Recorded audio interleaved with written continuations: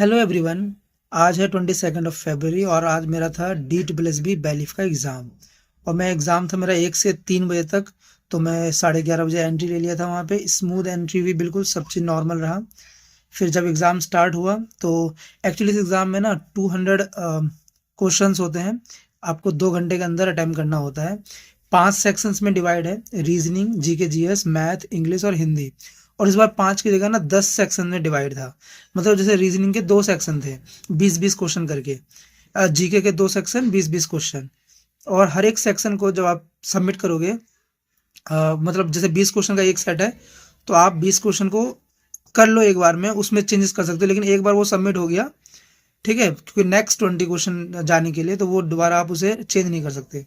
तो मतलब one time submission था। इसे वन टाइम सबमिट करो, फिर आगे मूव करो, सबमिट, आगे मूव, फिर उसे आप रिकरेक्ट नहीं कर सकते, ठीक है।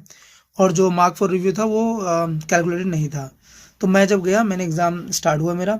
रीजनिंग के मैंने 20 क्वेश्चन पहले टाइम में, उसमें मेरा ज़्यादा टाइम लग गया, पता नहीं क्यों शुरू में वो गया। फिर सेकंड वाला रीजनिंग बहुत जल्दी हो गया था, 30 मिनट्स के अंदर हो गया था मेरा ये, ठीक है, रीजनिंग।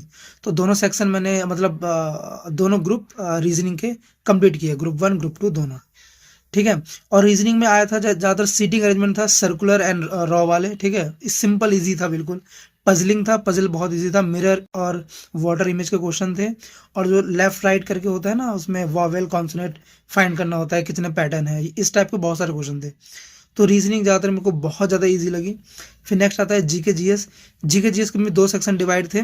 सेक्शन 1 जो था पहला, मतलब जो जो पहला ग्रुप था, उसमें ज़्यादातर स्टडी के क्वेश्चन थे। स्टडी इन द सेंस कि हिस्ट्री के क्वेश्चन थे।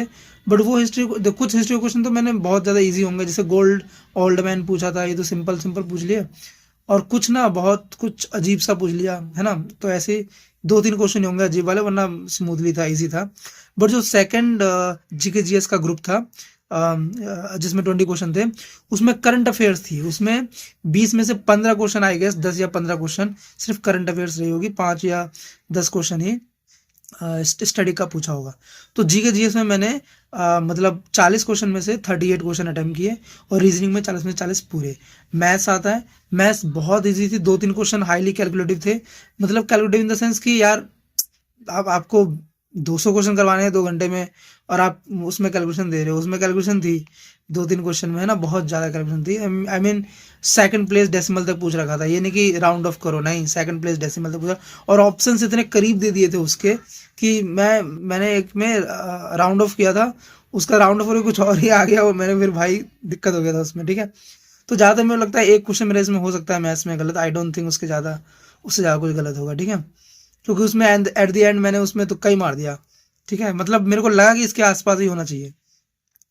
तो मैथ्स मैं बोलूँगा इजी। आई मीन 40 में से 39-38 गुड स्कोर, आई मीन सब इतना कर लेंगे। इंग्लिश इंग्लिश में जो 40 क्वेश्चंस थे, ये ट्रिकी थे। इसके ऑप्शंस काफ़ी मिलते जुलते थे, ट्रिकी थे। इसमें पैसेज भी था, सिनोनिम, बहुत इजी था मैथ, मतलब इंग्लिश। लेकिन इंग्लिश में ना, कहते हैं वो जो मेरे को आता आता था, लेकिन पता नहीं गलत भी हो सकता है, ठीक है। अब मतलब बहुत ज़्यादा गलती हो सकती है, ट्रिकी है ना। फिर मेरा इंग्लिश जब तक खत्म हुआ ना, मेरे पास सिर्फ 2 घंटे में से सिर्फ मेरे पास 10 मिनट बचे थे। तो उस 10 मिनट में मैंने हिंदी के 40 क्वेश्चन अटेम्प्ट किए। और सही बताऊं तो मैंने, जो पैसेज आता है ना, उसमें 2 पैसेज आते हैं। तो 2 पैसेज मैंने हिंदी के वो पढ़े नहीं, मैंने बस क्वेश्चन पढ़ा, ऑप्शन देखा, टिक किया, क्वेश्चन पढ़ा, वो पूरा पैराग्राफ नहीं पढ़ा मैंने।